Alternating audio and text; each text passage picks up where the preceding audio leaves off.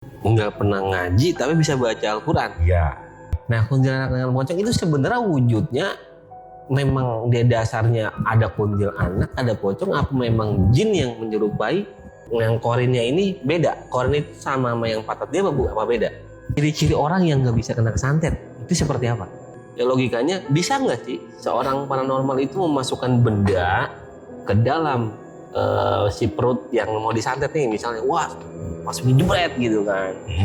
Ketika dicari harta karun itu tuh ada atau enggak dan bisa atau enggak, misal jatuhnya duit goib lah gitu kan. Banyak kan orang dulu nyari duit goib. Saya itu menguji coba dari jurus 7 ya. Jurus 7 itu ajar nebus kilat.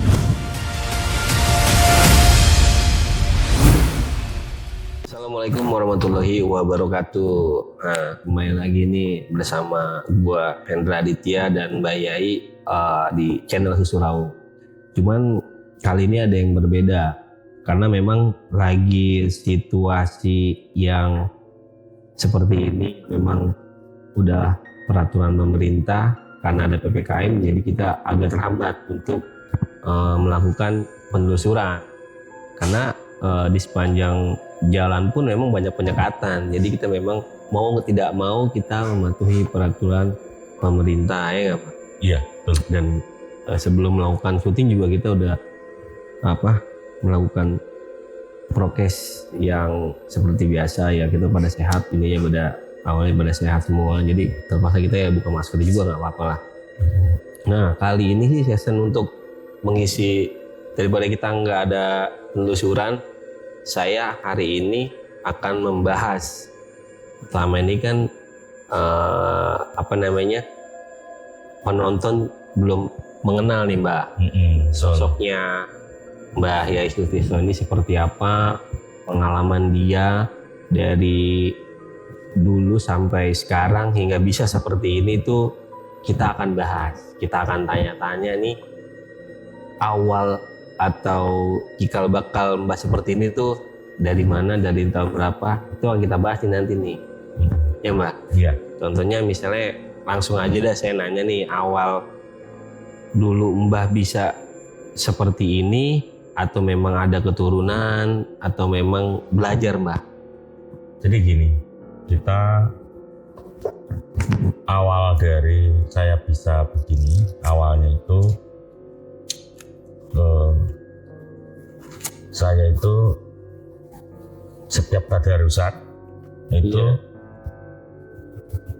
saya selalu ke musola untuk mengadakan tadarusan gitu ya. Itu umur berapa?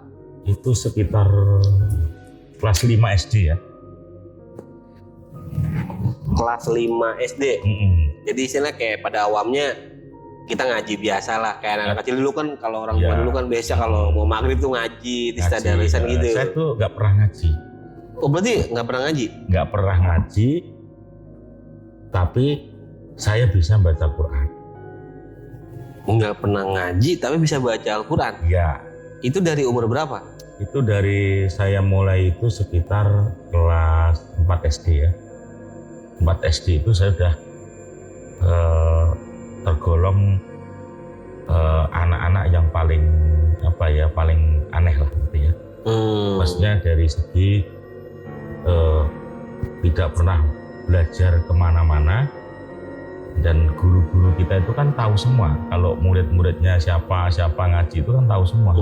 Sedangkan kita kan hanya di rumah aja, terbelenggu di rumah. Karena orang tua saya itu kan, saya ditinggal ke Jakarta dan saya tinggal sama nenek saya. Oh, gitu. Dan saya nungguin rumah sendirian. Awalnya itu sampai sekarang pun masih dipertanyakan, kenapa kok bisa ngaji tanpa belajar? Nah itu sebenarnya Mbak. Iya. Jangan masalahnya gini, tahu saya kan ya kalau nggak ada yang ngajarin juga bingung gitu kan. Berarti kan itu suatu keajaiban. Nah, dan keajaiban itu kan berarti Mbah udah ada di umur kelas 4 SD, ya kan? Nah awal keajaiban Mbah bisa ngaji itu dari mana? Ya, makanya nanti akan saya ulas gitu di sini. Bertanya Mas, bagus sekali buat saya gitu ya. Pernah dalam arti di kampung saya pernah pulang mengajak santri saya dan dia keluar tanpa seizin saya. Ternyata ditanya-tanya sama warga situ, warga kampung saya gitu. Tanpa sepengetahuan saya loh ya, tanpa cerita saya, dan saya tidak pernah menceritakan seperti ini gitu kan. Itu ditanya, gurumu itu dulu ngaji nggak pernah belajar tapi bisa ngaji. Ini warga di kampung saya itu masih bingung dengan apa yang saya alami itu. Dan saya sendiri juga bingung, Mas. Berarti Mas sendiri juga bingung? Nah, gitu. Gini loh Pak De, ketika nih misalnya Pak De yang tadi Pak De bilang kelas 4 SD. Nah Pak De kan ngaji nih. Betul. Kan seawamnya kita ketika mau ngaji, kita mau baca aja, kalau saya pribadi misalnya itu nggak bisa misalnya. Apa yang saya baca kan huruf aja saya nggak kenal. Nah dulu ketika Mbah mau mulai mengaji itu tiba-tiba itu gimana ceritanya? Jadi gini, saya itu punya keturunan. Mbah saya itu buyut Cagah ya, kalau dia bilang udah Cagah. Itu zaman para wali dulu. Itu di sebelah rumah saya itu ada makam namanya Mbah Kiai Ukir Sari. Mbah Kiai Ukir Sari. Ukir Sari. Nah, itu yang di atas gunungan itu makam keluarga saya. Itu ada Mbah yang Palang Kasibek di situ. Masih Mbah saya juga. Anehnya makam di situ tidak campur dengan makam yang lain, hanya keluarga saya. Yang sana itu nggak pernah. Sekarang belum, karena namanya di kampung belum bisa dipecahkan gitu ya. Mulai saya galakkan ke sana. Waktu itu setiap sore itu lihat dengan mata kepala saya sendiri. Saya habis dari sungai, itu ada orang pakai surban, jenggotnya agak kecil gitu ya, ciri-cirinya. Dia jalan itu kok nggak basah gitu. Nggak kena air. Saya tanya, Mbah ini mau kemana? Mau pergi katanya ke rumahmu katanya begitu. Saya nggak ada rasa takut gitu, karena udah biasa ketemu orang kan gitu ya. Lain hari setiap jam 10 malam itu datang. Kan saya kan tinggal sendiri di rumah itu, saya sendiri, nggak ada orang lain. Zaman dulu itu nggak ada penerangan, lampu listrik belum ada. Listrik itu masuk tahun 93. Dan 14 SD itu saya didatengin, tapi saya dibilang gini, kamu jangan ngomong sama orang-orang kalau aku sering datang ke sini sama kamu. Sampai sekarang pun itu mau mengucapkan aja berat. Dan baru ini saya ditanya-tanya sama Mas gitu ya. Baru ini saya mengungkap apa ada saya gitu. Nah setelah itu perjalanan demi perjalanan saya itu jatuh dari pohon jamblang. Jatuh dari pohon jamblang. Ya. Kalau jamblang itu yang kayak buah anggur ya? Iya, kecil-kecil itu. Kalau iya sama, saya di sini juga jamblang. Itu di hutan. Setelah jatuh saya 17 meter, itu masih ingat. Ketinggiannya. Waktu saya naik dan jatuh itu masih ingat. Nah, setelah saya jatuh ke tanah ya, lalu kan ada batu-batu gitu. Nah itu ditinggal pulang sama teman saya, cuma 2 orang kan. Saya sama teman saya itu tinggal pulang, nyari pertolongan tuh 2 jam. Karena posisinya itu di hutan. Jauh dari penduduk ya. Gitu. Nah di situ saya kayak setengah mimpi gitu loh. Mimpi, tapi emang aku udah nggak sadar sama sekali. Kata penduduk setempat, kata mbah saya, cerita orang-orang setempat itu kan rame ya. Ada yang jatuh dari pohon buat ini kan ramai di sini kan. Sampai orang-orang yang bawa tandu, harusnya ditandu. Itu ceritanya mata ini udah keluar darah. Telinga keluar darah, hidung udah keluar darah, mulut udah keluar darah. Kan otomatis sudah tidak ada kehidupan gitu. Iya. Cuma ada napas blok-blok gitu doang. Saya dibawa ke rumah sakit, namanya Rumah Sakit Ponorogo, itu Jaraan ya. Rumah sakit Jaraan di Ponorogo. Di rumah sakit negeri gitu kan. Dalam setelah saya sekian lama tertidur atau pingsan lah atau gimana ya, itu nggak tahu ya saya. Jadi mulai dari jam 11 siang sampai jam 8 malam saya baru ciuman gitu. Dari jam 11 siang sampai jam 8 malam. Itu tanpa nggak sadar lah gitu. Sudah nggak sadar dan orang udah mengira saya itu udah mati. Nggak ada yang bilang hidup, semua orang mati lah. Sudah nggak tertolong. Barangkali ada suatu keajaiban Allah. Kenapa saya kalau cerita begini kadang pengen menangis gitu ya. Saya sama Allah itu dikasih kehidupan yang kedua kali. Makanya kehidupan yang kedua kali ini saya manfaatkan untuk menolong seseorang, untuk sama teman, saudara gitu ya. Jadi saya merasa di alam sana itu, ceritanya gini Mas, di alam sana itu dingin, nggak ada siang, nggak ada pagi, nggak ada malam. Tepat-tepat kayak mau maghrib gitu loh. Oh, jadi udaranya kayak mendung aja. Kayak mendung aja. Gitu, dan enak banget, dan selama hidupku yang paling enak dalam hidupku cuma itu aja. Cuma itu. Oke. Itu ada datang seorang perempuan bawa lampu petromak. Seingat saya loh ya. Perempuan datang dengan lampu petromak. Petromak. Oh, ini yang Iya. ditenteng itu ya. Iya, tenteng sama dulu itu. Katanya, ngapain kamu di sini? Saya diem aja, udah pulang gitu. Pulang ya sadar itu saya di rumah sakit udah ada kipas itu ya. Buang gitu. Langsung bangun. Langsung jalan. Aku di mana gitu? Saya di mana gitu? Mbah saya kan mbah saya nggak nungguin, itu tetangga saya yang nungguin saya itu karena kan pada nggak ada orang gitu kan. Tetangga saya itu sampai nangis meluk-meluk saya gitu. Ya Allah, alhamdulillah katanya bisa hidup gitu kan. Nah, akhirnya saya dibawa pulang.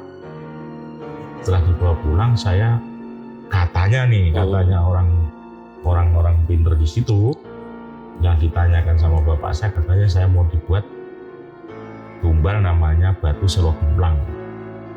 Tumbal batu selo gemplang. Itu kata siapa tuh, Mbak? Itu kata orang-orang pinter di sana. Orang pinter di sana. Nah, kan bapak saya itu kan nyari orang pinter terus karena lihat keadaan saya itu. Kan. Nah itu batu itu di pinggir jalan, dekat balai desa Tanjung itu. Nah saya bilang, kata bapak saya harus nyari kemana?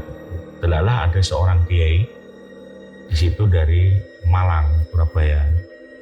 Nah, dia emang mengajarkan ilmu kebatinan, ilmu kerepotan gitu ya. Jadi saya disuruh berguru di situ selama 4 tahun. Itu Pak itu saya belajar. Saya kelas 6 SD itu udah puasa 41 hari. Kelas 6 SD? Kelas SD. Itu ngejalanin puasa 41 hari, 7 hari, 3 hari, ngerendam. Dan saya terakhir itu disuruh ngerendam di namanya sungai tempat kampus itu, sebelah rumah saya itu kan ada sungai gede gitu ya. Saya ngerendam di situ setiap jam 8 saya suruh ngerendam. Ntar turun saya jam 4 subuh selama 41 hari. Nah, terakhir itu ada sungai itu nggak hujan, nggak apa gitu ya. Tahu-tahu perasaan banjir bandang tuh, banjir gede gitu. Perasaan Mbak aja apa emang itu sungai banjir bandang? Nggak banjir. Perasaan kemarau panjang ya. Perasaan saya aja gitu. Terakhir mau selesai itu. Pikiran saya mau loncat, kalau loncat saya batal nih. Saya masih seumur segitu udah bisa berpikir ke situ, anehnya. Langsung saya, waduh, mati ini pikiran saya gitu. Tapi saya ingat, ada guru saya ntar nggak diselamatin pikiran saya. Guru saya nungguin di sebelah sana. Habis itu diajak pulang, udah selesai. Nah, setiap hari dia disuruh begitu, puasa, zikir itu disuruh puasa, disuruh zikir aja itu. Nah, habis itu saya pergi lagi, nggak cukup sampai di situ. Nah, setelah saya kelas 6 lulus SD, nah itu saya itu kan ke Jakarta karena bapak saya semua kan di Jakarta. Oh, berarti setelah Mbak sekolah nih lulus nih, nah dari lulus itu Mbak nggak lanjutin SMP di sana? Nggak. Langsung ke Jakarta. Susul orang tua. Nah, setelah itu saya itu karena di sini itu nggak jadi sekolah dulu. Jadi karena mbak saya itu kan karena keadaan ada di Jakarta sulit, ya, akhirnya kita setahun di Jakarta dengan serabutan bekerja. Akhirnya kita pulang lagi ke kampung. Setahun. Berarti setelah kelas 6 Mbak nggak ada lulusin sekolah, Mbak di Jakarta ikut orang tua kerja semurautan, habis itu Mbak kerasa gini-gini aja gitu ya. Bosan apa gimana, udah balik aja lagi gitu. Balik lagi ke kampung. Ya, habis itu saya berguru ke namanya Mbah Yaidolah Pacitan. Mbah Yaidolah Pacitan. Ya, itu namanya terkenal dengan sebutan Mbah Lurah Kendal. Saya di sana selama 3 bulan. Itu Mbah Yaidolah itu memang guru yang yang bisa menghilang lah. Itu udah terkenal itu Mbah Yaidolah itu. Ya dengan karomahnya lah. Karomahnya itu udah memang saya 3 bulan. Karena bapak saya ngomong gini, mau habis berapa aja kalau niatmu benar tulus untuk itu, lanjutkan aja. Akhirnya aku pindah lagi ke namanya Mbah Biman itu Pacitan juga di daerah Jeruk itu, Bendungan Pasir itu sekitar 3 bulanan lah ya. Belajar itu niat belajar itu. Nah di situ yang niat belajar Mbak nih untuk memperdalam kebatinan atau pesantren seperti biasa umumnya. Kebatinan berarti. Nah itu di situ kan Mbah Biman ini tidak asing lagi di daerah Pacitan, Ponorogo itu udah terkenal. Dia emang mati 41 hari pulang lagi, sudah 2 kali mati. Matinya dia dikubur atau enggak? Dikubur tapi bangkit lagi 41 hari. Sama jasadnya atau ini gimana nih? Iya, dikubur sama jasadnya nih, ya kan? Dia pulang lagi sampai disaksikan oleh kelurahan setempat. Tapi makamnya ada. Dan dia emang pulang, bener-bener pulang. Makamnya utuh nggak? Utuh. Oh dia keluar dari situ aja gitu ya? Iya, jadi di belakangnya itu ada bekas nempel masih ada waktu itu ya. Sekarang sih udah meninggal sekarang. Itu saya termasuk di mana saya singgah di tempat orang tua, saya termasuk murid yang paling disayang di mana-mana loh ya. Oke. Nah, akhirnya saya pulang, saya masih kurang lagi gitu sama bapak saya. Kok saya masih kurang Pak, tak nyari-nyari lagi lah gitu kan. Nah, saya namanya Desa Tanjung Rejo, itu Kabupaten Ponorogo, itu ada keturunan Warok itu namanya Mbah Womin. Ya, itu guru keberapa? Tanjung Rejo Tengah namanya. Guru keberapa Mbak? Itu tadi keberapa? Keempat ya? Iya, keempat. Nah, di situ aku berguru itu ya sangat lama sekali di situ. Berapa lama? Pulang balik ya sekitar hampir 8 bulanan. Karena balik pulang. Gitu kan. Setelah itu aku selesai, aku merasa belum puas lagi gitu kan. Saya balik ke Jakarta lagi. Oh dari situ udah belajar 8 bulan ya terakhir. Mbak balik lagi ke Jakarta. Itu umur berapa Mbak pada saat itu? Sekitar umur berapa ya? Oh berarti itu kan tadi SD terus ke sini setahun, berarti SD itu umur 12 ya? Enggak, SD itu umur 6 tahun. SD kok. Lulus SD 12 ya? Ya 12 kan, umur 12 tahun. 1 tahun sekitar 2 tahun lah ya, kalau nggak salah, lupa gitu. Itu saya ke Jakarta, saya nyari-nyari orang pintar juga. Maksudnya masih mau belajar lah gitu. Mau belajar, nggak ada berhentinya. Saya ke Bogor. Nah, namanya secara diam-diam saya tuh kalau kerja tak sisihin untuk ongkos jalan, pulang pergi gitu. Jadi pesantren gitu kan. Dan memang kita belajar semuanya di situ. Dan akhirnya Pak Abing ini namanya Pak Abing ini aslinya dari orang Banten. Dari Banten tapi tinggal di Bogor. Dia kepala perkebunan Megamendung itu perkebunan Pak Bropo Sutijo gitu. Setelah selesai saya nyari lagi. Nggak puas lagi tuh sampai situ, tetap nyari lagi. Saya ke Sumkulon Banten sana. Ya. Itu di sana juga ya nggak lama sih, cuma belajar pulang pergi karena kan keadaan ekonomi. Karena saya kan juga nyambi kerja gitu ya, jadi punya ongkos sedikit ya, tak berjalan, dapat ini buat jalan gitu ya. Di situ saya akhirnya mulailah saya debati, aku ntar gimana ini untuk ngobatin orang mana tahu kalau aku ngerti bisa gitu. Iya.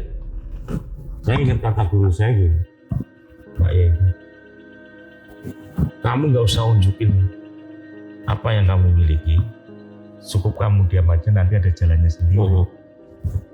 Ternyata benar. Waktu itu ada orang sakit, orang Halim, di daerah Halim Perdana Kusuma itu loh ya, di belakang itu ada perkampungan. Itu ada orang sakit dibikin orang gitu. Disantet lah bahasa kasarnya ya. Pas itu temenku ngobatin, saya diajak gitu kan, ya udah ayo gitu kan. Habis itu temenku nggak sanggup, gitu kan, udah dengan cara apapun nggak sanggup. Gitu. Akhirnya gila saya jikiri, saya pegang itu sembuh gitu. Awalnya dari situ. Terus berkembang gitu, terus berkembang. Akhirnya saya berpikir, kalau aku kerja begini kan otomatis sulit ya. Dalam arti saya untuk mengembangkan ilmu saya itu sulit. Karena waktu mungkin ya. Waktu. Dan saya dulu suruh ngajar ngaji juga di Komplek Pertamina Jatiwaringin itu, saya nggak mau. Kenapa? Kan saya dibayar. Dan saya mau ngajar ngaji, tapi dengan syarat nggak usah dibayar, tapi semampu saya. Dalam arti semampu saya, setelah pulang saya kerja, saya baru ngajar ngaji gitu loh. Awalnya dari situ. Kata bule saya, ya udah masuk aja. Saya bilang ya nggak mau, bertentangan dengan hati saya. Dan saya tidak akan menjual ayat Allah gitu kan. Saya bilang tetap saya akan bekerja di samping mengajar ngaji. Ya, lambat laun. Aku akhirnya karena sudah mulai terkenal nih saya ini, sudah mulai banyak tamu, banyak ini gitu. Dan aku masih bujangan waktu itu numpang di rumah mbak saya. Saya merasa ya Allah hentikanlah seperti ini. Saya bilang maksudnya pasien-pasien ini meludak dan itu bukan tempat saya gitu. Aku harus gimana gitu karena nggak ada tempat. Ya delalah dijawab sama Allah, diberhentikan nggak ada gitu kan. Nggak ada sama sekali pasien lah pada saat iya, nggak ada pasien. Dan saya emang sudah mau berhenti, sudah nggak mau lah gitu. Delalahnya ada apa gitu ya, kembali lagi gitu loh. Delalahnya kan ada yang dorong kita supaya kita itu pengobatan lagi. Setelah aku pengobatan lagi, tak jalanin aja. Mau numpang di rumah orang, tak jalanin aja. Akhirnya saya sama guru saya itu suruh nerusin perguruan Nur Kimosodo itu. Perguruan Nur Kimosodo. Ya, itu seni pernapasan tenaga dalam karoma. Seni tenaga dalam pernapasan karoma. Ya, itu saya ngajar sekitar hampir 1 tahun. Tak jadi dulu murid-murid saya itu. Jumlahnya 41. Buka cabang lagi di Patria sana. Patria arah Kelantan itu hampir 40 lah. 40. Itu tak jadiin orang semua. Sudah tak didik benar sampai saya itu ya nggak pernah tidur pulang ke rumah. Sampai keluarga saya itu ngeluh, istri saya itu dengan kesibukan saya gitu. Akhirnya aku tetap bersemangat karena saya harus jadiin orang ini gitu. Biar aku ada perwakilan dari saya gitu. Biar enak sayanya ke depannya. Istilahnya nama ilmu ya diajarin lagi ke orang biar bermanfaat gitu. Iya, saya nggak mau menyimpan ilmu itu di sini. Makanya kalau saya ilmu siapa saja, orang manapun monggo belajar, tak kasih tahu ilmunya, amalannya, caranya, dan semua tak kasih tahu. Setelah ada 1, 2 udah pada bisa, kalau nggak mampu diantar ke sini, ke rumah. Mama murid saya juga udah banyak, yang di Kodau juga ada, yang di Keranggan juga ada, Cilacap, Kebumen, Purbalingga, sampai Purwokerto, ada juga yang udah jadi di Sragen, Sambirjo, itu ada juga yang udah jadi. udah jadi paranormal juga. Dan di apa itu Jamus itu daerah mana ya?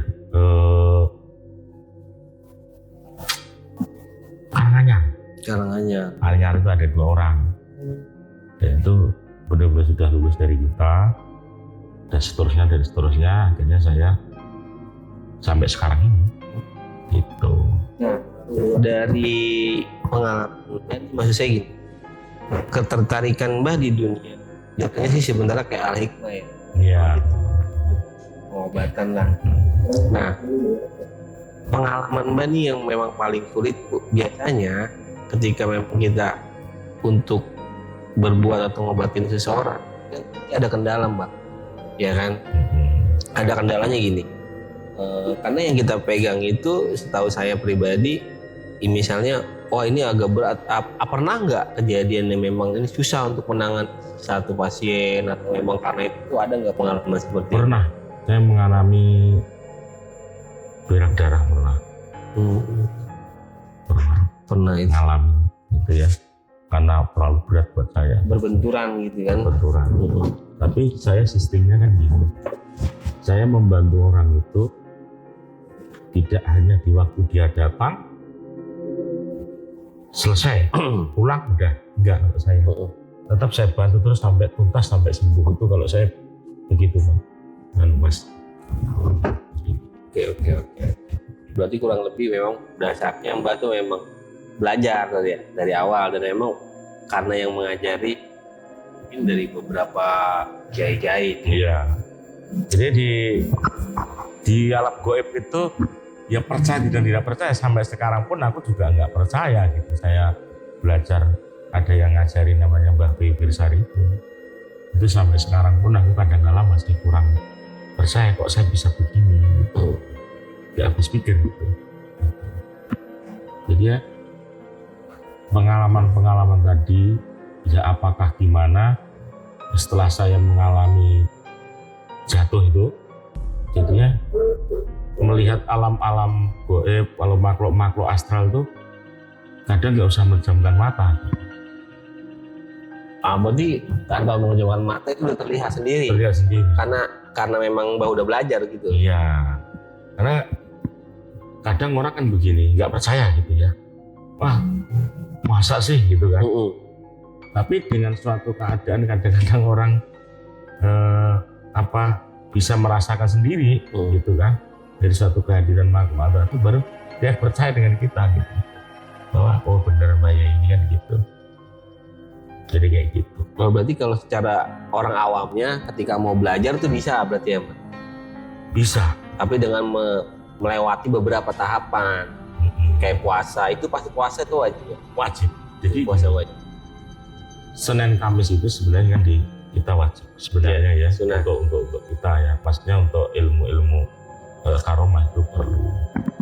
Dan puasa kayak 41 hari, 7 hari dan harus diselesaikan itu. Karena itu inti untuk membuka ilmu karomah itu bisa dibuka dengan berpuasa, berzikir. Intinya pokok utamanya berzikir, itu inti utama.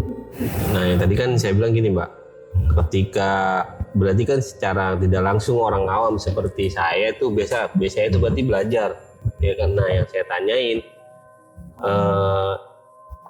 kalau emang mau belajar seperti itu memang haruskah puasa 41 hari? Karena kan kalau saya yang tahu ya, saya ini itu kayak apa sih, kalau 41 hari itu pasti gini atau enggak? Atau enggak? Itu beda?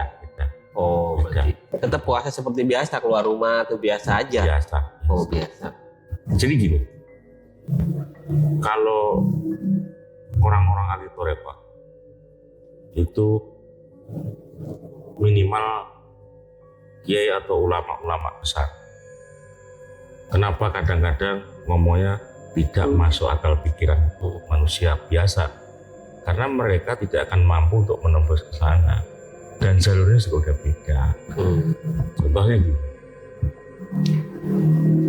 orang untuk mencapai sesuatu ilmu itu zikir dan puasa itu diwajibkan. Puasa wajib. Itu diwajibkan di orang-orang mereka. Orang-orang yang hikmah itu ya. Iya, hikmah itu harus wajib hukumnya. Karena tanpa puasa ilmu itu tidak ada apa-apanya, sama seperti anak SD membaca ayat. Jadi tidak ada apa-apa. Hitungan di ilmu hikmah itu, ilmu seni perawas itu seperti ini. Orang itu pada umumnya dengan membaca kalimat-kalimat Allah itu, kalau di ilmu kita itu pakai aturan.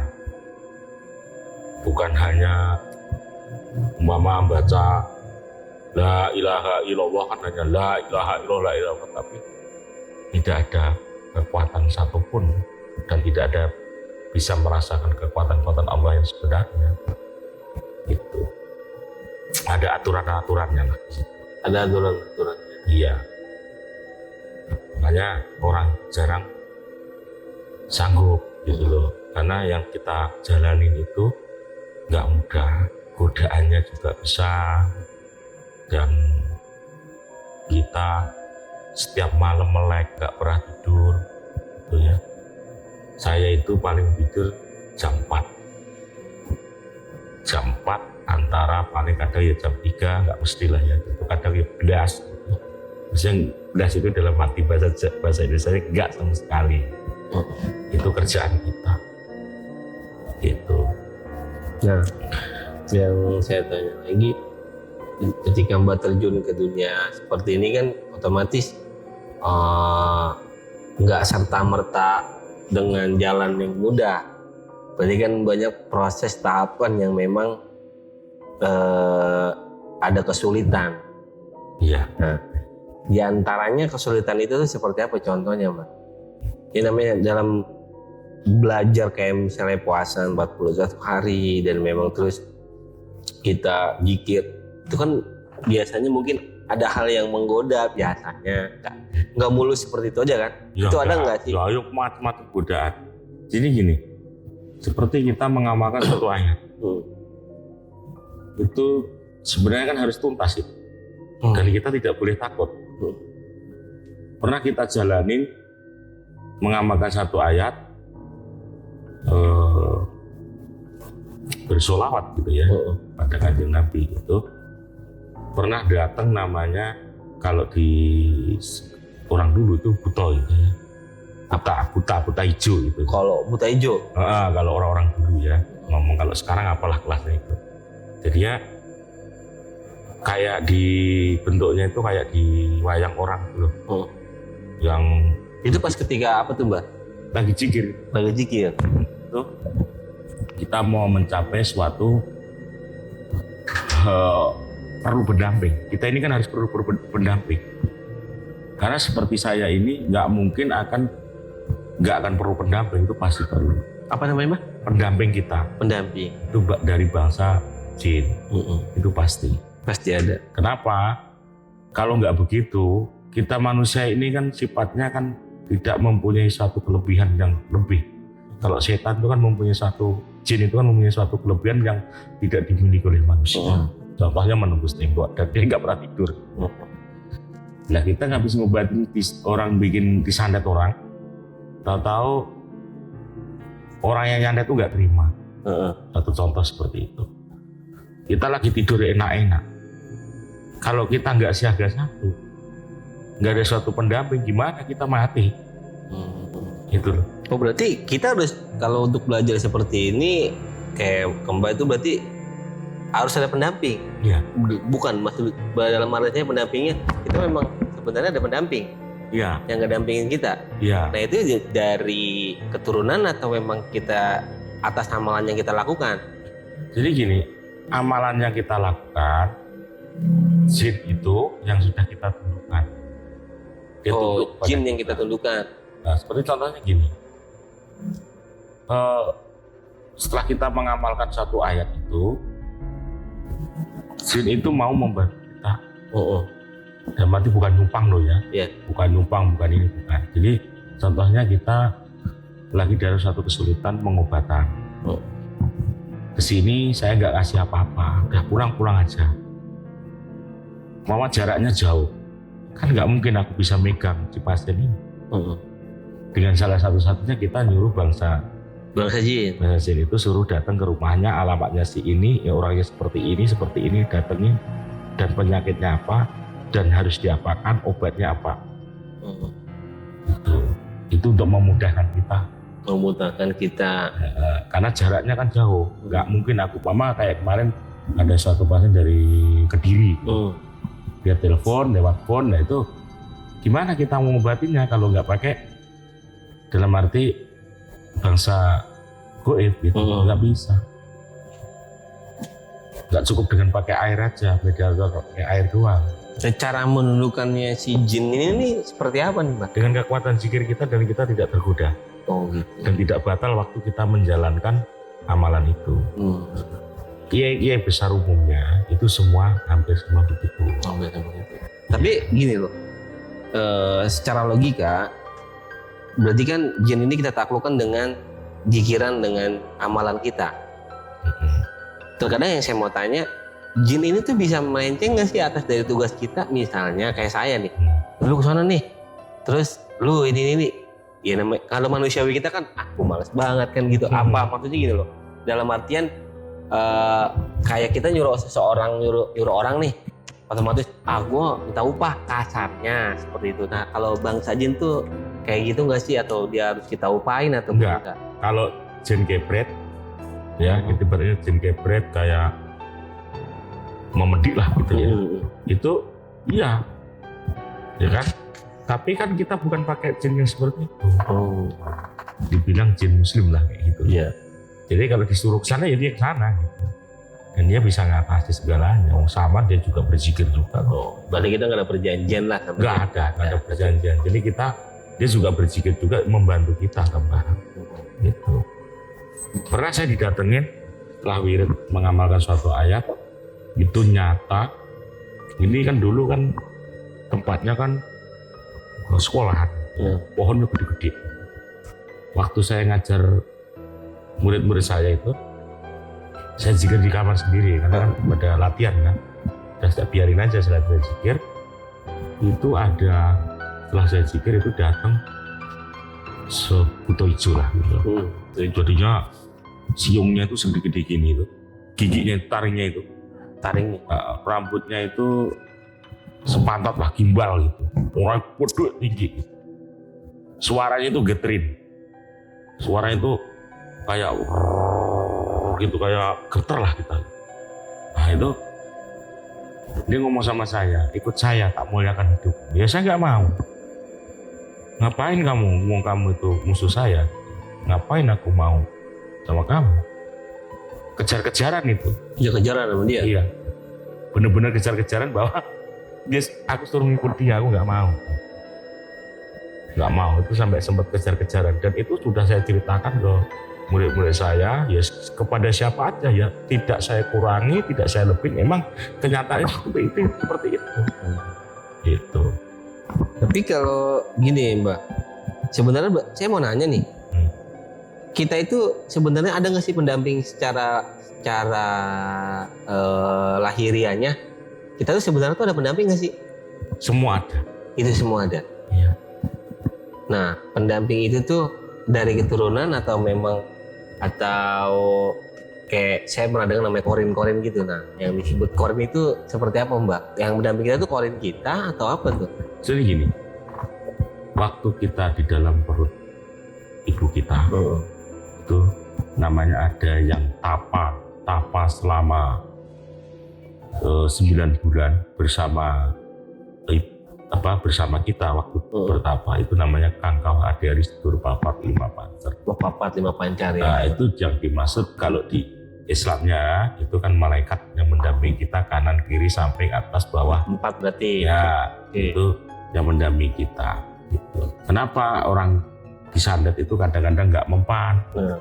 Kadang-kadang yang satu masih mendampingi, yang lain udah bubar, dan satu ini masih kuat untuk mendampingi. Karena kekuatan disandet orang, nyandet orang itu kan kekuatannya orang itu masing-masing. Gitu. Sebenarnya ilmu-ilmu seperti itu. Nah, enggak, maksudnya gini Pak. Nah. Dari 4 tadi itu kita 4, 5 pancar. Nah, yang korinnya ini beda. Korin itu sama yang 4 tadi apa beda? Sama kalau perkiraan saya. Sama kalau. Sama, ya. Jadi manusia itu punya namanya sedulur papat 5 pancar. Itu semua manusia. Ya. Sekarang kamu di dalam perut ibu, nggak mungkin dong kamu lahir nggak sama ari-arinya, itu nggak mungkin. Nah, itu hari-hari ya. Kan kau hadiah dari sedulur papat.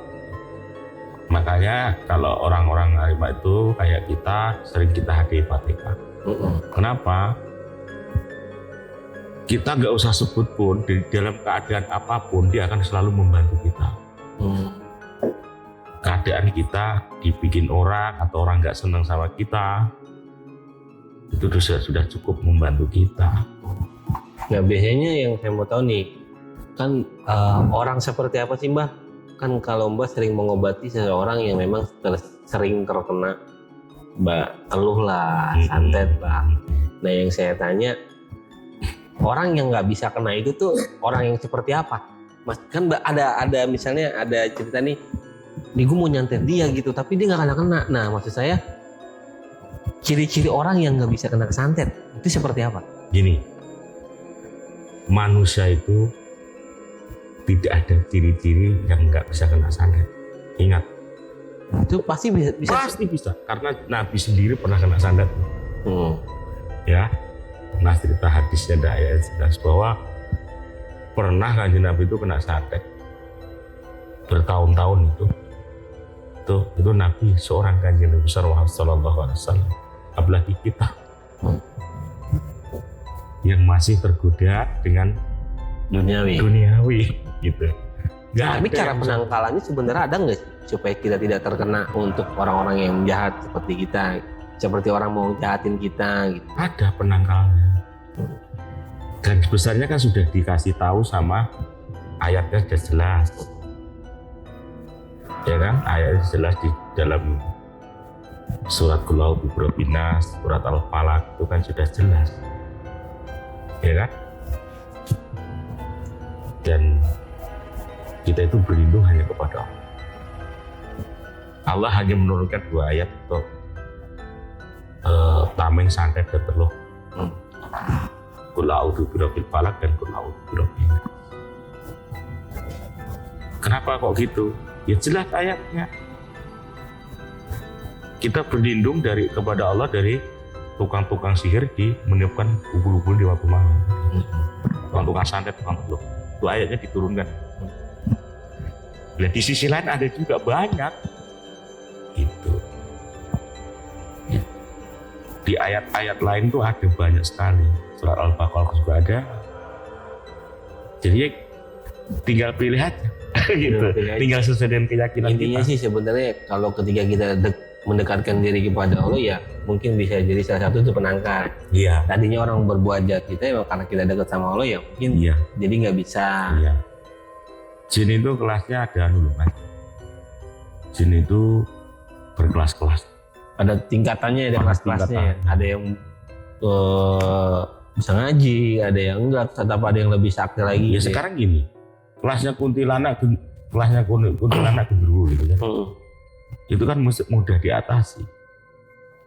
Jin setan yang ada di sekitar kita, sekeliling kita itu mudah diatasi. Nah, kalau yang seperti Mbak tadi ngomong kuntilanak dengan pocong nih. Nah, kuntilanak dengan pocong itu sebenarnya wujudnya memang dia dasarnya ada kuntilanak, ada pocong, apa memang jin yang menyerupai sosok kuntilanak itu? Jin itu kan bisa berubah-ubah.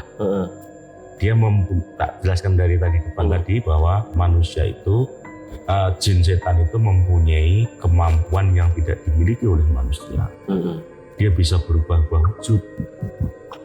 Itu dalam sekejap loh ya. Dalam sekejap. Iya. Ya berarti begini dong. Kalau ketika ada orang meninggal, kebanyakan gini. Ketika ada zaman-zaman dulu kan, ketika orang meninggal, misalnya dia meninggalnya dia tabrakan. Ya, wah. Terus ada malamnya ada setannya dia nih, ada pocongnya dia nih. Nah itu seperti apa Mbak kalau menurut gambaran Mbak? Apa memang itu benar dia meninggal jadi setan, atau memang itu karena jin itu yang menyerupai sosok dari orang yang meninggal tersebut, simulan. Sebenarnya jin itu. Jin, berarti tidak ada sosok seperti itu. Tidak ada. Manusia itu kalau sudah meninggal langsung berhubungan kepada Allah. Soalnya langsung sudah ibaratnya nggak ada yang jadi jin setan itu nggak ada. Nggak ada. Itu hanya setan. Hanya jin yang menyerupai auranya dia. Kadang-kadang salah terima. Salah kaprah gitu. Salah kaprah. Salah ada orang tabrakan, tahu-tahu besoknya nakutin orang di jalan. Ya, itu kan kata zaman dulu tuh banyak cerita mbak. Waduh ada pocongnya dia nih, gue ketemu pocongnya dia itu. Nah itu yang saya penasaran, apakah memang itu benar sosok dari dia atau bukan? Bukan ya. Berarti jin.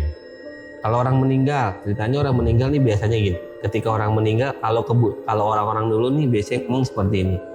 Kalau orang meninggal 40 hari dia masih ada, gitu kan di situ. Nah itu yang dimaksud seperti itu.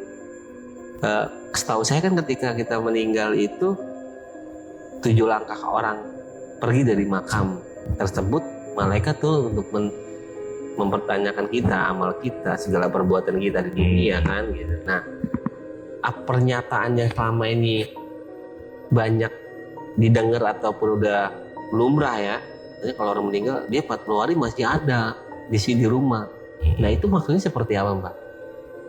Kalau yang saya tahu ya, yang selama ini saya setiap ke makam. Kenapa saya setiap ke makam kok bisa kontak langsung kepada si yang bulan meninggal itu.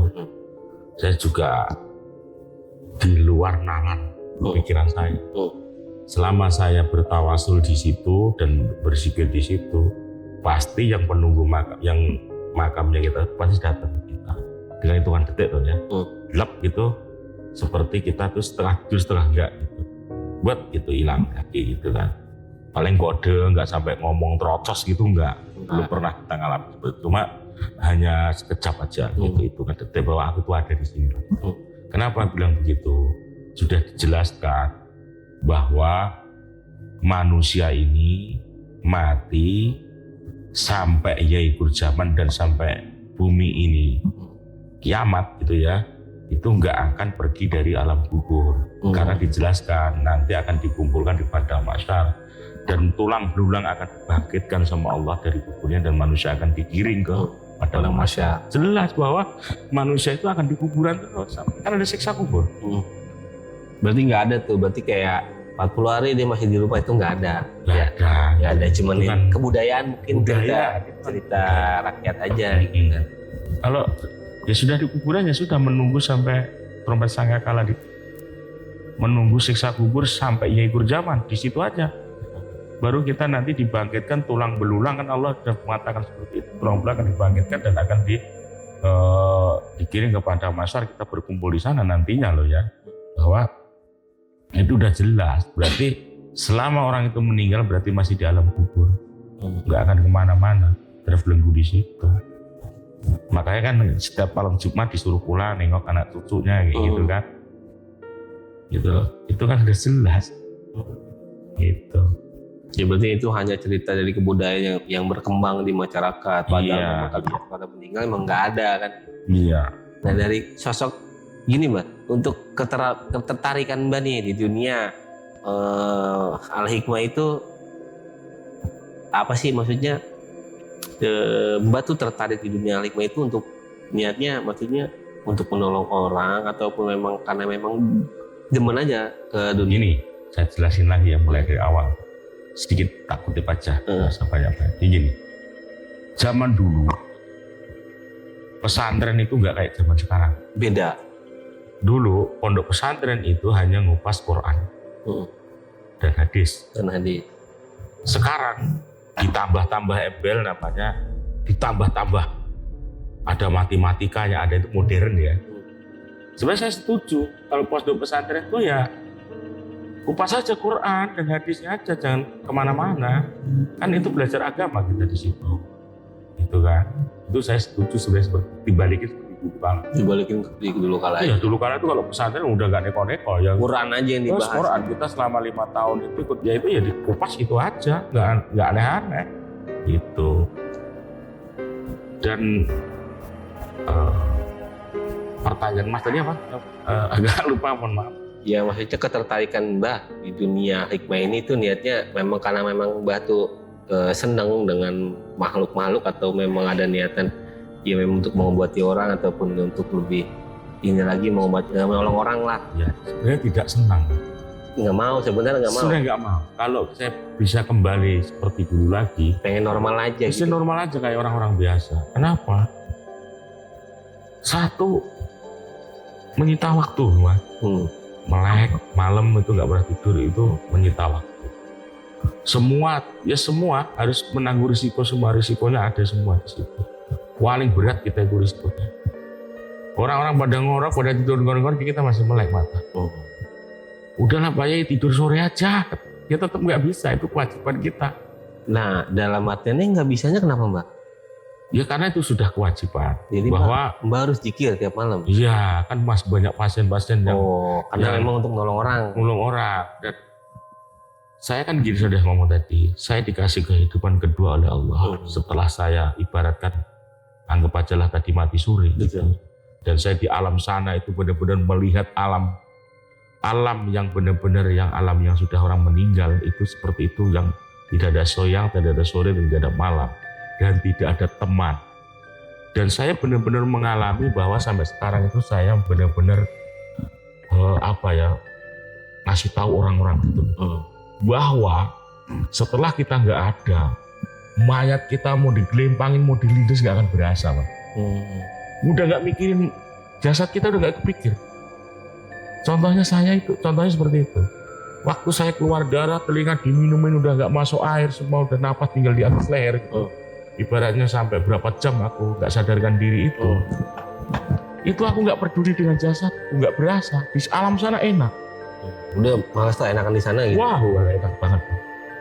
Bener-bener di bawah enak banget. Karena saya waktu itu kan di kampung saya itu yang cuma ibadah yang rajin itu cuma saya sama teman saya. Saya aja kalau ke musola dikatain, ke masjid dikatain. Lu bener Pak. Karena di kampung saya waktu dulu masih banyak orang-orang tua yang primitif, yang bener-bener orang-orang dahulu kala. Keagamannya kurang. Agamanya kurang masih. Iya, jadi kita ke masjid dikatain nggak apa-apa. Karena ketekunan saya, ibadah saya kepada Allah, barangkali waktu saya jatuh itu dapat pertolongan itu, saya bisa merasakan benar saya dikasih suatu kehidupan yang kedua itu, saya akan manfaatin kehidupan kedua itu. Saya tidak akan meninggalkan bahwa untuk menolong sesama, bahwa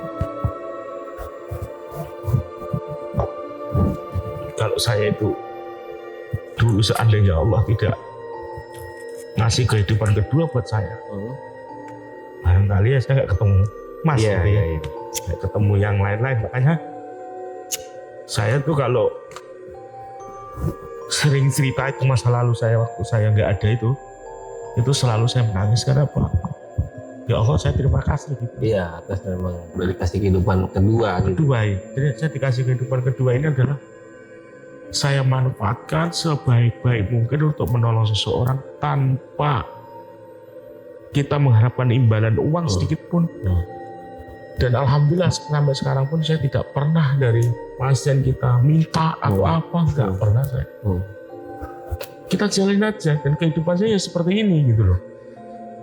Ya padanya kita menolong seseorang gitu kan, dengan ikhlas gitu kan, kayak gitu.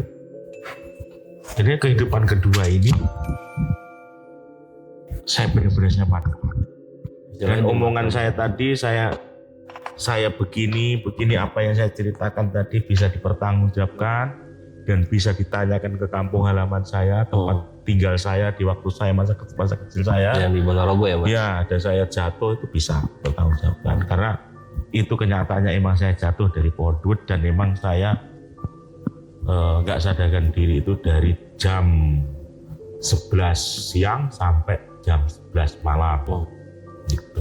Nah jadi ada saya mau nanya nih Mbak, kan sekarang ini kan banyak yang paranormal lah kasarnya ya, yang nah sejenisnya kan saya namanya awam, saya kurang mengerti dengan hal seperti itu. Ketika orang kena santet nih Mbak, terus dia datang ke paranormal ya, ada nggak sih paranormal tuh yang memang yang kita kan udah juga banyak terlihat di media itu banyak kayak misalnya, wah ini dia berobat terus di dalam nih ada paku atau sebenarnya itu tuh benar atau enggak sih Mbak? Kayak gini. Saya tuh kalau orang kayak gitu geli ketawa loh. Iya itu. Ya, saya bingung tuh makanya gimana tuh? Iya, saya geli ketawa. Jadinya saya kepada semua pemirsa di mana Anda berada, khususnya kita ini Susu Rawuh ya. Susu Rawuh selalu mengungkap misteri dengan suatu kebenaran dan tidak ada rekayasa di sini dari dulu. Dan di sini juga akan saya ungkap bahwa tidak ada rekayasa dari kita. Bahwa jangan percaya kalau santet itu ada jarum, ada pakunya, ada dan macam-macam. Itu jelas pembohongan publik. Tapi secara logikanya kan banyak yang berada di media itu dan banyak waktu kemarin kan ya. Ada dia pengobatan yang memang wah dia keluar tuh bener-bener silat gitu Mbak. Ada yang paku, saya pernah lihat juga di YouTube banyak gitu ya. Iya. Nah, ya logikanya bisa nggak sih seorang paranormal itu memasukkan benda ke dalam si perut yang mau disantet nih, misalnya wah masukin jebret gitu kan. Jebret tuh paku itu bisa nggak sih seorang paranormal tuh masukin alat benda mati ke dalam perut? Sihir Mas. Sihir. Jadi sihir itu seperti gini. Orang dibelek. Ya, kami tidak menyinggung siapa saja loh ya. Iya. Intinya saya hanya mengungkap aja suatu kebenaran bahwa dibelek operasi katanya. Penyakitnya apa? Nggak ada misalnya. Mama nggak ada dan atau tumor rumah sakit sudah nyerah. Bukan nyerah karena nggak ada biaya kan gitu. Jadi rumah sakit ya bisa-bisa aja itu kan sebenarnya urusan dokter. Betul. Jadi kalau sakit medis bawa ke dokter. Iya. Kalau saya mendingan ngomong apa adanya. Ibu sakitnya kayak gini. Kalau iya, kalau mama medis. Itu biar enak. Jadi kalau saya ada sesuatu contoh orang dibelek, atau diambil isi dalamnya, dikeluarin semua, tumor gitulah, mau apalah. Habis itu diginiin lagi, balik. Iya, ada tuh bener. Nah, jadi pas dibuka pakai tangan begitu lagi hilang. Iya, balik hilang itu. Tapi sakitnya nggak sembuh. Logika. Kalau sakitnya udah diambil kan sudah nggak ada. Kenapa sakitnya tambah parah? Iya. Ada yang kanker, yang katanya udah bersih, saya bersihin gitu. Udahlah kayak gitu-gitu akhirin aja. Akhirin perbuatan-perbuatan yang itu kan orang sakit, butuh kesembuhan, kasihan.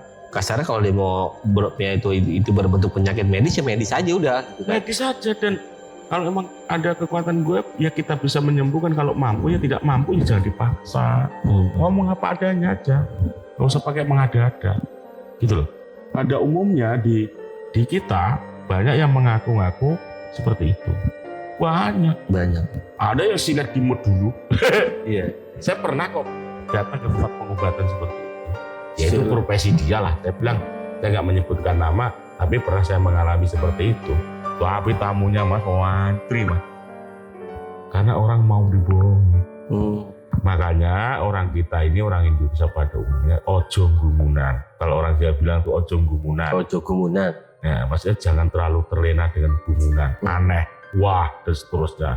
Itu jangan. Ya itu akhirnya terpelosok kita. Berobat bukan uang kita dibawa ke dokter, aturan sembuh tambah dibawa ke tempat kayak gitu-gitu, tambah akhirnya nggak kunjung sembuh, menambah biaya, gitu kan. Ada loh sesuatu, saya nggak menyebut nama ya, ada sesuatu paranormal yang ngasih harga melebihi target gitu, sekian gitu, tapi ujung-ujungnya nggak sembuh. Masya Allah. Karena memang buat cari uang aja gitu. Cari uang, buat apa kita hidup dunia ini banyak, sebentar aja kok, ngapain sih susah-susah? Hidup susah juga nggak apa enaknya gitu. Ya berarti memang banyak yang melakukan seperti itu ya. Berarti istilahnya yang saya tanyakan tadi kan berarti memang nggak ada gitu ya. Hanya sihir aja. Sihir, semua itu sihir. Supaya orang itu percaya. Gitu. Sekarang kalau nggak punya ilmu seperti itu nggak laku. Ya. Sekarang kamu ngobatin orang dengan air ya seperti ini kamu kasih gitu. Dengan doa, pada hari ini mujarab. Tapi kalau enggak kita mengeluarkan suatu kekuatan, orang nggak akan percaya. Alah air aja kasih begitu. Tapi kalau dibohongin yang ada keluar paku, keluar jarum, wah saya aja keluar paku, jarum loh, gitu. Jadinya karena apa tadi? Mudah dibohongi. Gitu. Jadi gitu. Nah, saya punya pengalaman, Mbak. Maksud saya mana pengalaman dalam artian kan zaman-zamannya dulu tuh banyak yang mencari harta karun nih. Ya. Itu kan pengalaman mistis juga tuh. Iya. Dalam artian dan di situ tuh banyak paranormal yang ada juru kunci gitu kan. Ya, saya tidak menyinggung siapa-siapa tapi mengkuak aja bahwasanya mau bertanya ketika dicari harta karun itu tuh ada atau enggak dan bisa atau enggak, misal jatuhnya duit goib lah gitu kan. Banyak kan orang dulu nyari duit goib, terus keris, jenglot segala macem, ya kan. Itu tuh bener atau enggak sih sebenarnya? Sebenarnya itu semua kebohongan. Jadi gini, kepada Nusa Surau lagi ya, katakan bahwa jangan tergiur dengan mencari harta karun dan benda-benda seperti itu. Itu sudah bohong semua. Jadi mohon maaf, ada segelintir seseorang yang mengatasnamakan ini itu ya agama yang dipakai, tapi ujung-ujungnya buat nipu, nyari duit kecil.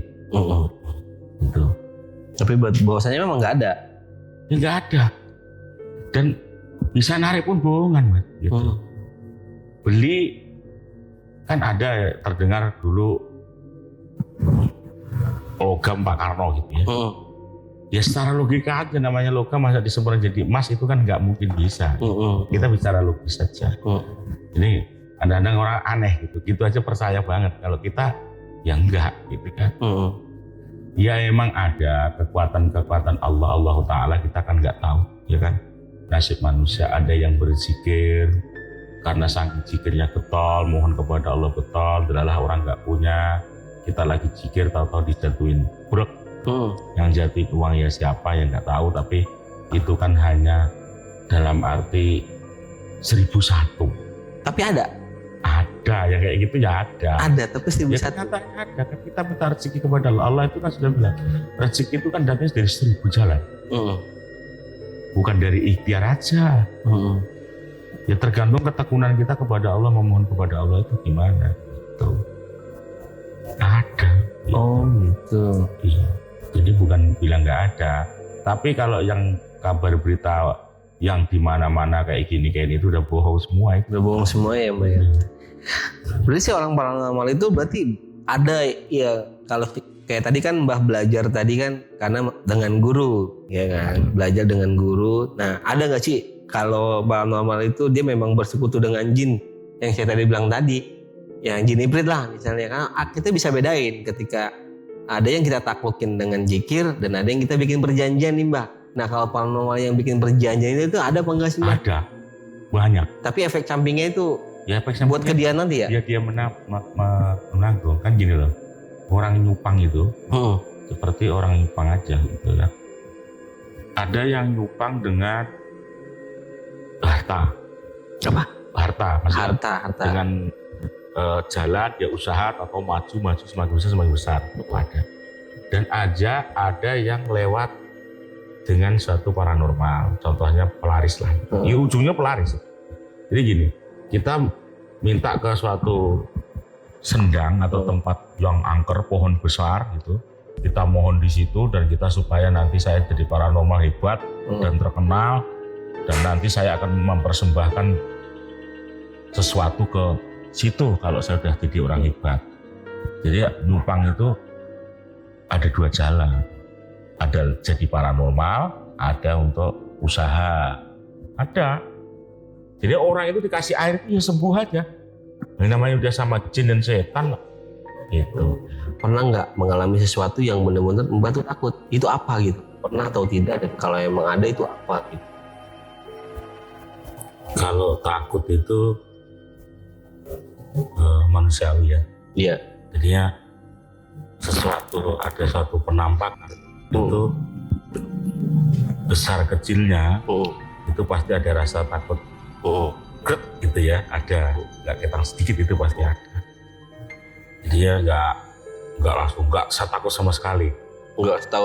Nah maksud ya oke itu. Cuman maksud saya dalam perjalanan Mbah selama belajar spiritual dari dulu sampai saat ini, pernah nggak mengalami sesuatu kejadian yang memang bener bikin Mbah tuh kayak beda nih kejadian ini, atau sedang ngobatin orang ataupun sedang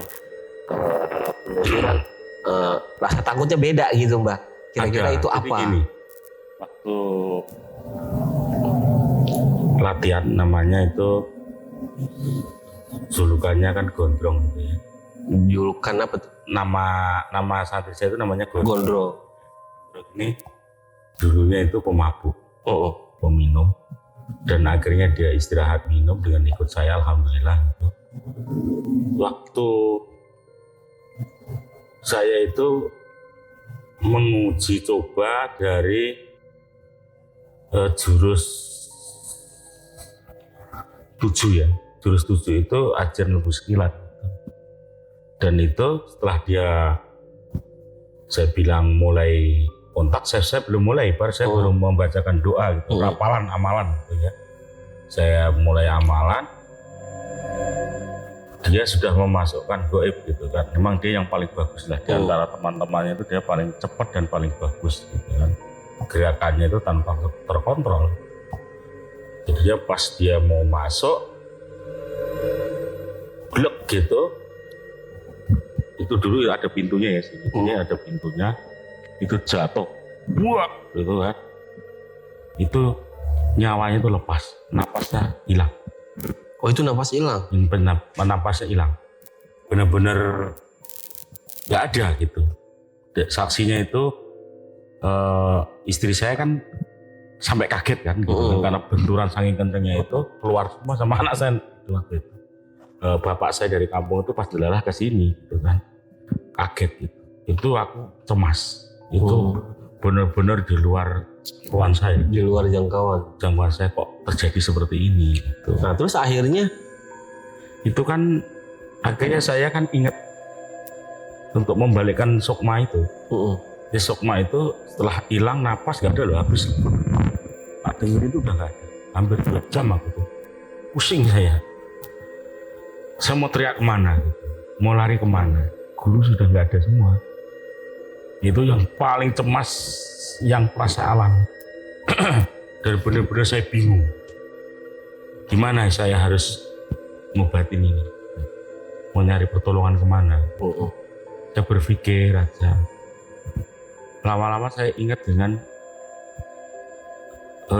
kuncian namanya itu penarikan sukma gitu ya. Jadi saya kembalikan lagi gitu. Ya maksudnya napas gak ada, berarti kan mati kan gitu.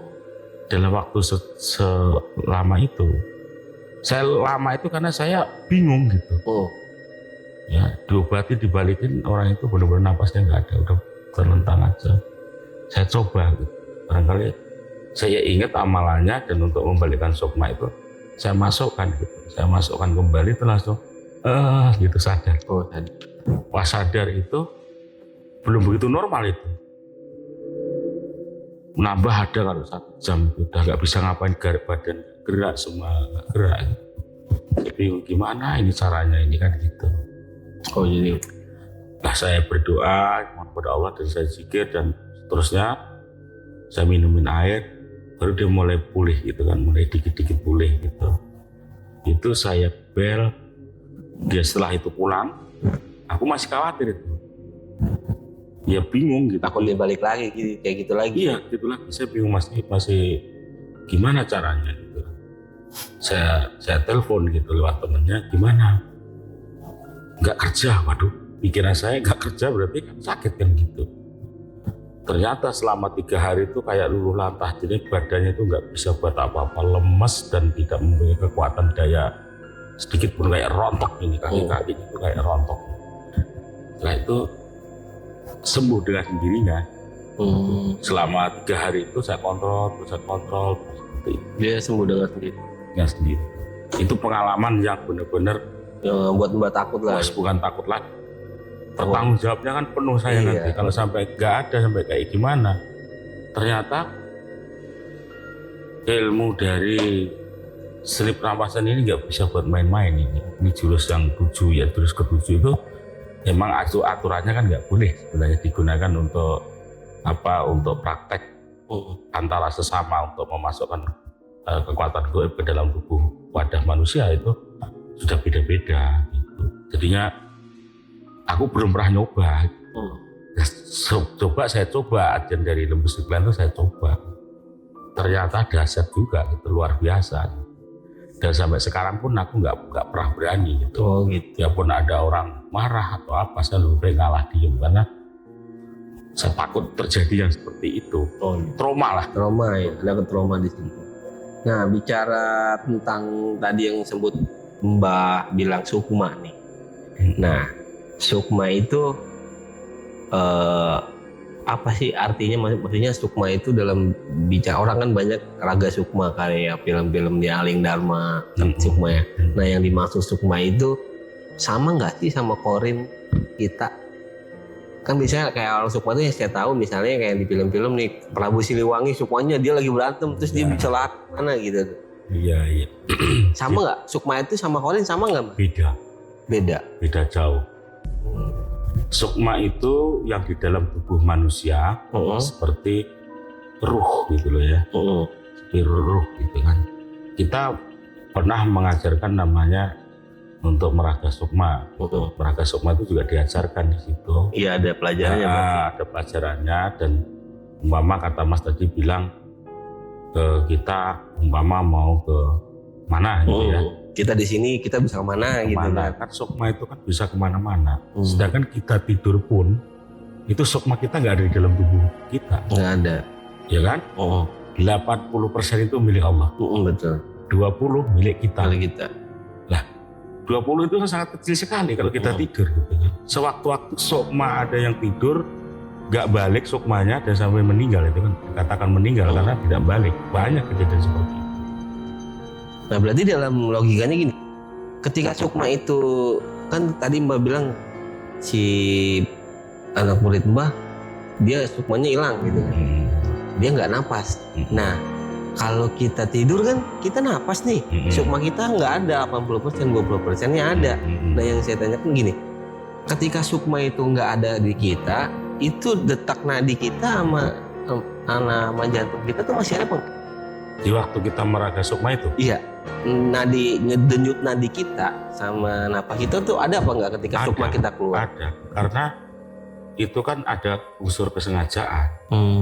Ada unsur kesengajaan dari kita, ada niat kita. Berarti kan separuhnya masih ada di dalam tubuh kita, separuhnya lagi ke mana gitu. Makanya sering terjadi orang-orang ahli makrifat, orang-orang ahli berobat itu berbahayanya sampai karena gila. Ya, perlu diketahui bahwa sampai gila. Itu kenapa? Di waktu zikir, sukma ini kita kemana, jin masuk ke dalam tubuh kita. Akhirnya setelah kita keluar zikir, cengenges gitu kan, gila gitu. Dan keterusan. Itu akhirnya gila. Kenapa? Di perguruan itu dianjurkan untuk pemagaran badan. Pemagaran badan itu pokok utama, inti utama. Kalau misalnya kita mau melakukan sesuatu amalan, biar kita zikir ada pagar di sini. Badan. Biar enggak setan masuk gitu ya. Iya, kalau badan kita ibaratnya dipagari badan kita, makhluk-makhluk astral yang lainnya untuk masuk ke dalam tubuh manusia ini akan menjauh, terpental gitu ya. Dan sewaktu kita masuk kembali, itu posisi masih normal nantinya setelah balik gitu. Makanya banyak orang-orang al-hikmah itu banyak yang dari perguruan lain ya, nggak menyebut nama saya, banyak yang gila, itu tergantung gurunya. Berarti gurunya, mohon maaf ini kalau orang saya bilang gurunya bodoh. Bodohnya Pak, seharusnya kan ditanamkan dulu pagar badan yang kuat dulu. Untuk dibelajarin lah harusnya gitu. Paling utama adalah pemagaran badan. Gitu. Karena kalau kita suatu penelusuran, kayak kita penelusuran gitu, itu kan pemagaran badan itu terutama, paling penting. Gitu. Nah, berbicara tentang sukma, Sukma ini ada ketentuannya nggak sih Mbah? Ketika kita mengeluarkan sukma kita ada ketentuan harus ada jam, maksud saya ada batasan waktu. Misalnya kita mau main raga sukma nih, kita keluar, itu ada batasan waktu nggak sih? Harus balik 3 jam. Kalau nggak 3 jam nggak balik, ntar bisa kemana-mana. Itu ada aturan nggak sih? Sebenarnya yang dikulas ini dalam loh ya. Iya. Sebenarnya daleman ini ya. Iya. Sebenarnya yang kita ulas ini dalam. Udah dalam ini. Udah dalam. Jadi gini, kalau ketentuan itu sebenarnya tidak ada. Nggak ada. Nggak ada.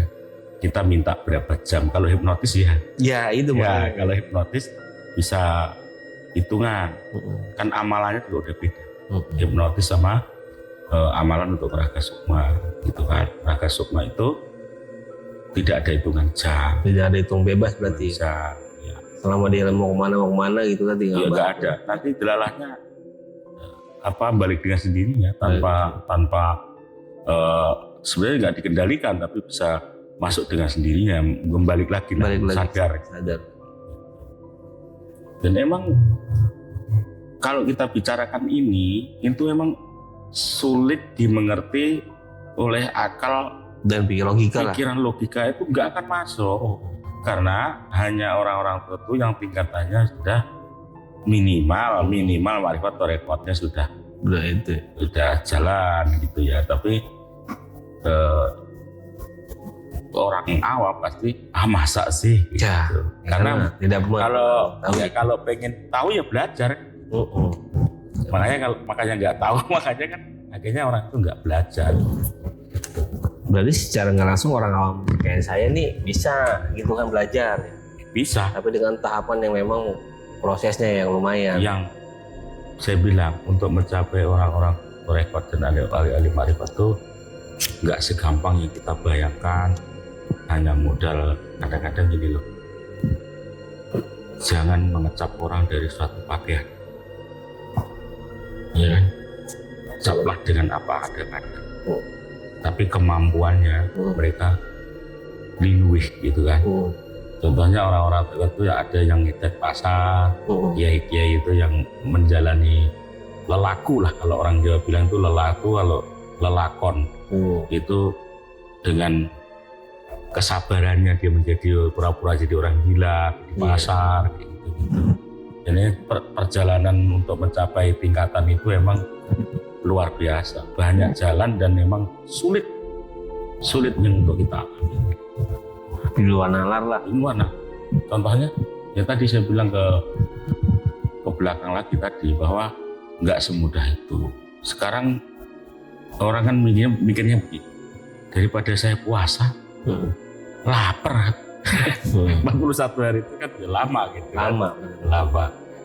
3 hari, 7 hari dan bisa ngebleng orang pati geni gitu kan. Kita bicara tentang tadi sukmana. Ini kita kan selama ini melakukan penelusuran nih Mbak. Ya, jadi setan itu kita selalu mengungkap misteri dan berhubungan dengan gaib nih. Gaib itu, setan itu yang akan kita, misalnya kita menelusuri sebuah tempat. Nah, sebenarnya setan itu tuh bisa nggak sih menyelakai kita atau menyentuh? Logikanya gini, kan kalau saya lihat di film-film nih ya film di TV-TV nih, setan kalau yang misalnya dia mati nggak bisa begitu. Nah, kira-kira setan itu bisa nggak sih menyelakai kita? Kan lo kayak film-film Susana lah gitu kan, ceritanya di situ dia bisa nyekek, bisa balas dendam. Nah, itu bisa nggak sih seorang makhluk gaib itu, setan tersebut nyentuh kita secara ini ya? Bisa juga. Bisa. Karena dia merasa terganggu di tempat yang kita telusuri, merasa dia tidak nyaman, dia kesana kemari kebentur, akhirnya kan bentur ke kita. Itu. Nah, dalam artian maksud saya gitu, sentuhnya tuh sentuh dengan gaya kalau sentuh dengan digoda mungkin iya, kayak penampakin kita terus kita disurupin atau gimana. Nah, yang saya tanya, bisa nggak dia nyentuh anggota raga kita, misalnya itu digampar, tes gitu. Kita dijorokin gitu, misalnya dicekek gitu. Nah, itu bisa nggak sih, Mas? Bisa. Oh, itu bisa. Kenapa nggak bisa? Setan itu kan sudah bilang, saya katakan kembali lagi, saya ulang lagi bahwa setan itu mempunyai tapi kemampuan yang tidak dimiliki oleh manusia itu sudah jelas banget bahwa dia bisa berbuat apa aja untuk kita. Merasa mereka dirinya terganggu, dan gitu dia udah nyaman-nyaman di situ, nggak perlu pusing. Padahal kita hanya mengungkap aja keberadaan mereka, tapi dia tidak mau tahu. Karena di situ pasti ada merasa terusik. Kenapa setiap penelusuran kita selama ini ya di Susurawuh ini, alhamdulillah keadaan semua kru dan lain-lain, alhamdulillah pulang dengan selamat dan tidak ada masalah apapun, itu karena kerja semua tim, bahwa tim juga berdoa semoga selamat dari suatu makhluk-makhluk astral di situ. Gitu. Kenapa kita bukan menyembuhkan diri, mohon maaf. Kita selama ini nggak ada apa-apa, jangan kedepannya itu bilang nggak ada. Belum tentu, pasti ada. Belum tentu. Jadi, suatu hari kegagalan itu pasti ada. Sifat manusia itu tidak ada yang sempurna, yang nggak pernah gagal. Dalam ikhtiar kita penelusuran itu pasti suatu hari ada yang tingkatan jinnya itu lebih tinggi dari kita, itu pasti ada. Gitu. Ya kadang was-was mas, kita dalam hati kecil itu ya, dalam hati kecil itu sudah saya penelusuran ini, ya gimana ya, memang sudah risiko kita dan kita ambil, mau nggak mau ya kita jalan, kan gitu. Sebenarnya di dalam suatu penelusuran pasti ada was-was itu ada. Iya. Karena kita nggak tahu istilahnya di tempat tersebut gimana makhluknya gitu kan. Iya. Karena kita kan punya batas kemampuan gitu ya. Coba kita pernah penelusuran di tempat angker gitu ya, yang itu benar-benar pada luar biasa gitu. Itu ada kita benak kita itu rasa khawatir buat kita juga, bukan kru aja gitu, buat kita juga, saya gitu ada benak itu, kayak orang bingung saya gitu. Kita harus berbuat apa nih, itu ada di benak kita ada gitu. Karena makhluk astral itu sudah banyak di situ, kadang-kadang sudah mulai menyerang kita. Daripada berisiko yang lebih tinggi, kenapa seorang kayak saya ya sebagai penelusuran atau di situ sebagai seorang di depan, garda di depan, otomatis saya akan memutuskan bahwa pasti akan terjadi seperti ini. Makanya selalu saya untuk berhenti memohon kepada kru untuk dihentikan gitu loh. Ada toh kita ada yang lanjut. Oke, gimana Pak Yai? Udah lanjut terus gitu kan. Karena kita anggap tempatnya aman-aman aja. Kalau nggak aman, ya pasti saya ngomong gitu.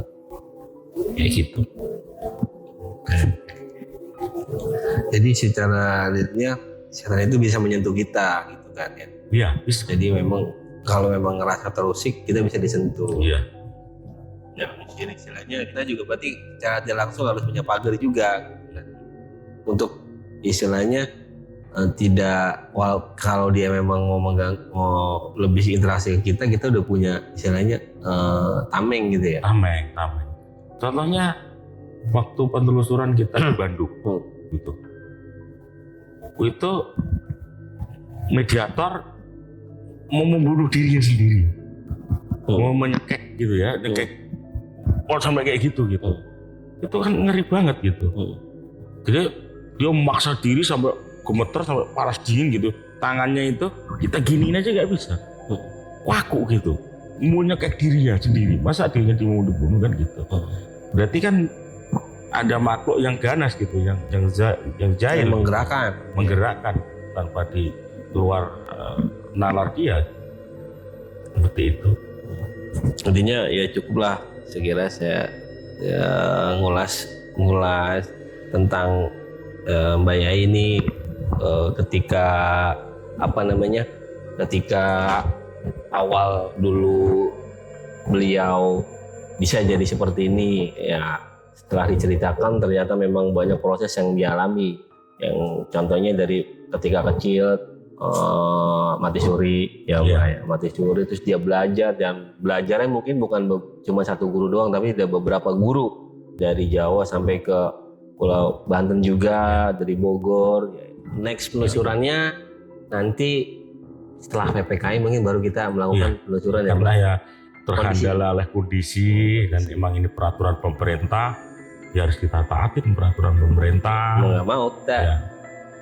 Kita jalan untuk demi kesehatan semua. ya, itu yang memang kondisi saat ini lagi sakit, yang benar-benar segera Allah angkat penyakitnya. Kita doakan. Semoga, insyaallah. Ya bagi yang memang belum terpapar ataupun masalahnya sekarang lagi gencar COVID nih ya kan, kalau memang Betul. lagi sakit ya kita doakan biar cepat sembuh. Yang belum sakit jangan panik, kalau memang terpapar Ya, kita kan sudah jelas bahwa doakanlah orang lain dulu sebelum mendoakan diri Betul. kita. Nggak usah Perlu. panik ya, istilahnya isoman di rumah aja, minum obat, vitamin, insya Allah. Iya, iya. Oke pemirsa, saya kira cukup untuk bincang-bincang dengan Mbak Yai pada malam hari ini, karena memang juga udah malam. Pokoknya jangan lupa saksikan channel Susu Rawu, dan jangan lupa di subscribe, komen, dan di share. Kalau memang ada rekomendasi tempat yang memang untuk bisa kami singgahi, ya dicantumin aja di komen tempatnya di mana. Nanti kita insya Allah kita bisa kunjungin ya Mbak, kita bisa ngungkap tempat tersebut. Kesalahan datang dari saya dan Mbak, kebenaran datang dari Allah Subhanahu wa Ta'ala. Assalamualaikum warahmatullahi wabarakatuh. Waalaikumsalam warahmatullahi wabarakatuh.